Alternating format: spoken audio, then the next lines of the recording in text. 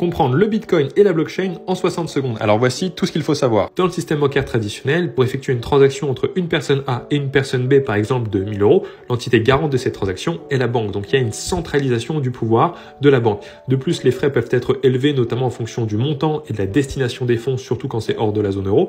Le temps peut également être conséquent parce que la banque n'est pas ouverte 7 jours sur 7 et la banque a le pouvoir d'annuler cette transaction. Et lorsqu'on regarde les politiques monétaires du système actuel à travers le bilan des banques centrales, on se rend compte que le bilan tend vers l'infini parce qu'il y a beaucoup plus d'impression monétaire à travers le QE que de retrait de liquidité à travers le QT. Plus les banques centrales impriment de l'argent, plus il y a d'argent en circulation, plus la valeur de la monnaie diminue et plus le pouvoir d'achat décroît. Quant à la politique monétaire du Bitcoin, eh bien sa quantité elle est limitée et plafonnée à 21 millions d'unités et sa production elle est divisée par 2 tous les 210 000 blocs minés, donc environ tous les 4 ans. Donc la quantité de Bitcoin est limitée à 21 millions de tokens et sa production est décroissante, tandis que dans le système traditionnel, l'impression monétaire est croissante et tend vers l'infini. Et pour effectuer une transaction entre une personne A et une personne B avec le système Bitcoin, on va utiliser sa blockchain. Donc la blockchain, c'est un réseau d'ordinateurs décentralisé, c'est-à-dire répartis partout dans le monde dont personne n'a le contrôle à plus de 51%, qui vont vérifier et valider toutes les transactions qui sont exécutées sur ce réseau. Les frais sont relativement faibles quel que soit le montant, c'est-à-dire qu'on pourrait transférer 1 milliard d'euros de l'Europe vers le Japon, ça coûterait que 1 ou 2 dollars de frais. Ça prendrait moins de 2 minutes. Donc il y a vraiment ce pouvoir de décentralisation, c'est-à-dire de désintermédiation dans les transactions. Ce réseau d'ordinateurs s'appelle des mineurs et les mineurs vont d'abord vérifier que la personne A qui envoie les fonds est solvable en faisant un calcul différentiel entre ce qui est rentré et sorti de son compte.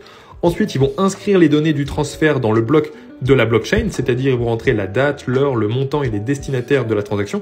Et ensuite, ils vont confirmer et valider la transaction dans les blocs. Chaque bloc de la blockchain de Bitcoin peut contenir entre 1500 et 2000 transactions. Et dès lors que ce quota est atteint, pour passer au bloc suivant, il faut sceller le précédent. Et pour sceller ce bloc, il faut trouver un code qui va permettre de rendre infalsifiable toutes les précédentes transactions. Et c'est en trouvant ce code qui permet de sécuriser le réseau que les mineurs sont récompensés et reçoivent un incentive qui leur est distribué en Bitcoin. C'est de cette manière que le Bitcoin est créé. Donc actuellement, les mineurs gagnent 6,25 Bitcoin par bloc miné et tous les 210 000 blocs minés, cette récompense est divisée par 2, c'est ce qu'on appelle le halving. Et les mineurs gagnent aussi de l'argent en touchant des frais sur toutes les transactions qui valident et qui vérifient. Donc en synthèse, le Bitcoin c'est un actif numérique rare qui peut s'échanger entre deux personnes sur Internet sans un tiers de confiance. Tandis que la blockchain, c'est un livre de compte dans lequel les mineurs inscrivent tous les mouvements financiers qui sont exécutés sur ce réseau. Pour apprendre plus de stratégies d'investissement et de trading, vous pouvez aller sur le site bitmarket.fr où il y a plus de 33 cours gratuits à vie.